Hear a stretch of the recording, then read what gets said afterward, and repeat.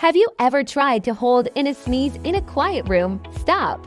Doing this can actually be incredibly dangerous.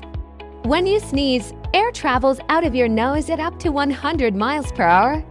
If you trap that air by pinching your nose and closing your mouth, that massive pressure is forced back into your head. It can literally rupture your eardrums. In some rare cases, it's even strong enough to tear a hole in the back of your throat or cause a blood vessel in your brain to pop.